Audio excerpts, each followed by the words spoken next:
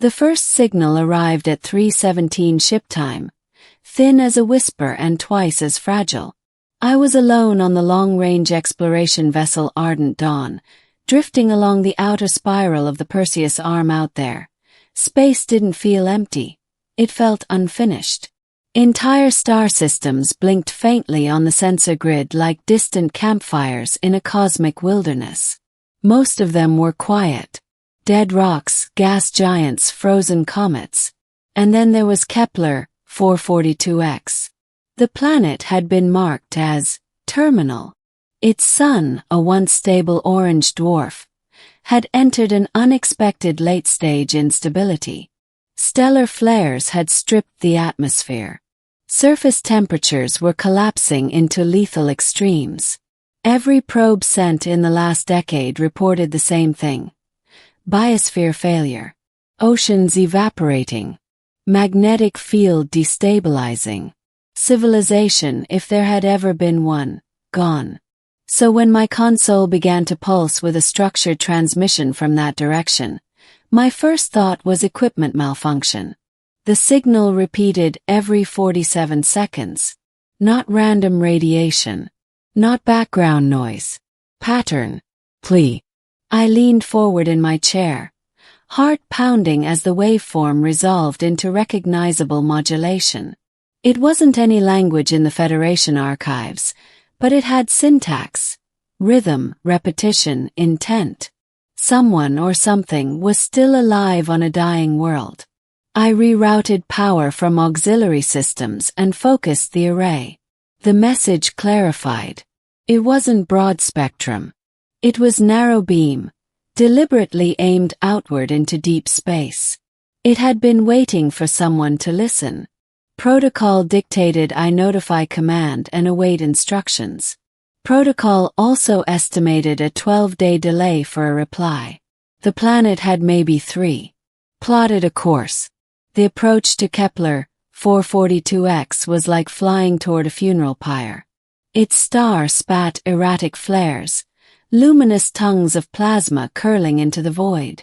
The planet itself was half-shadowed, its once blue surface marred by swirling gray storms.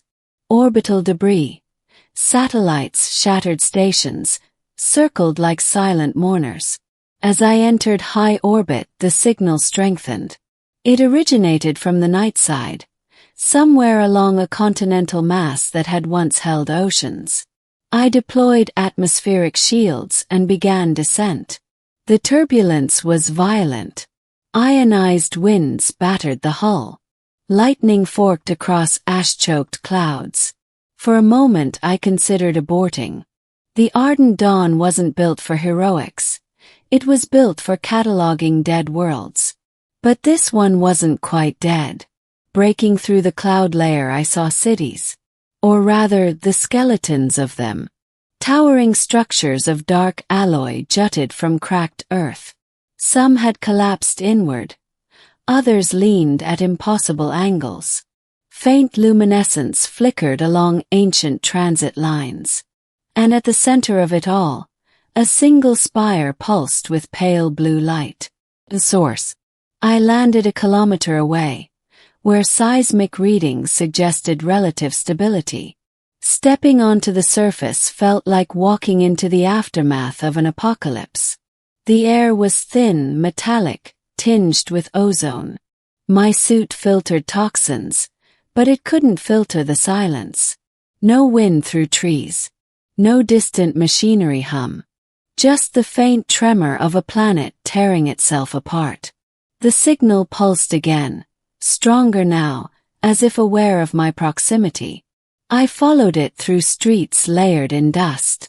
Strange vehicles lay abandoned mid-transit. Holographic billboards flickered with half-formed images. Tall, slender beings with luminous eyes and elongated limbs. The inhabitants. Had they all fled? Perished? Or were they waiting? The spire's entrance was partially collapsed, but a narrow gap allowed entry. Inside, the air was warmer.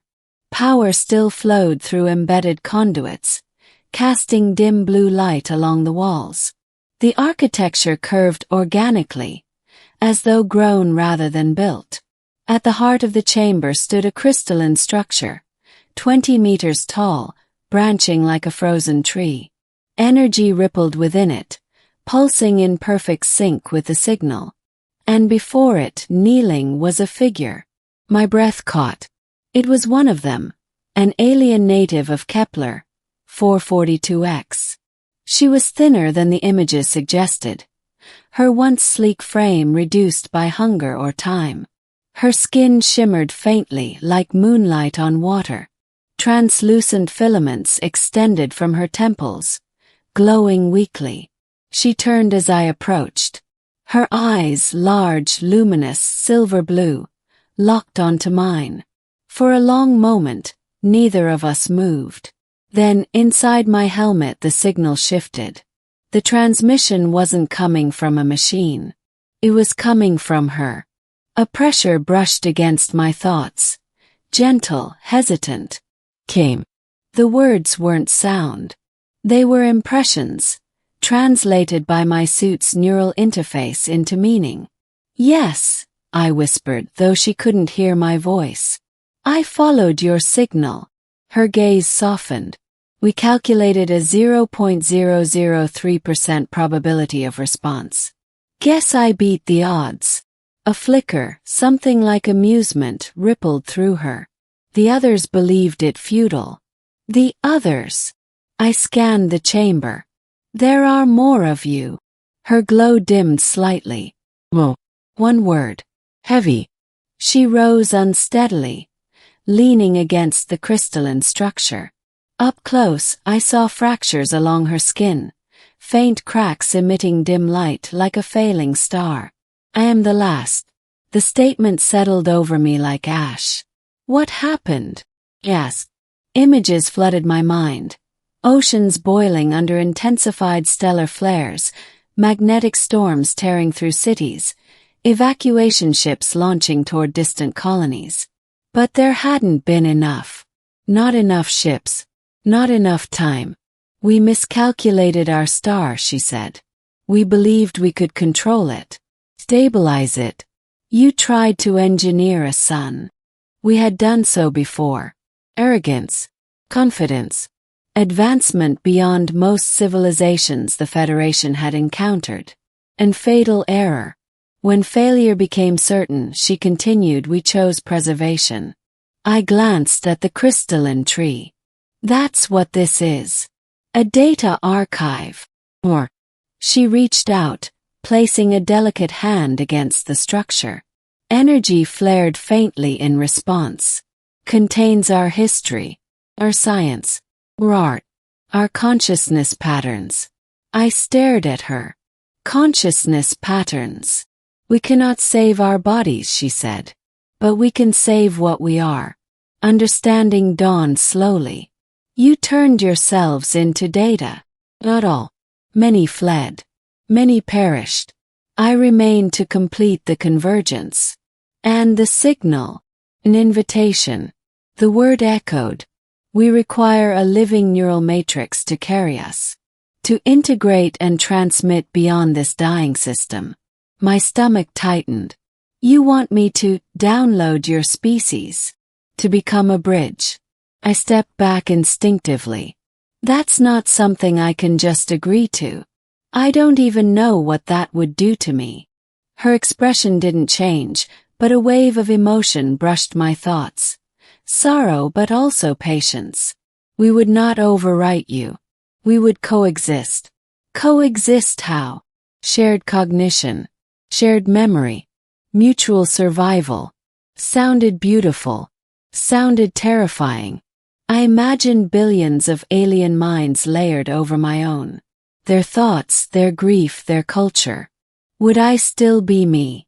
Why not send it digitally?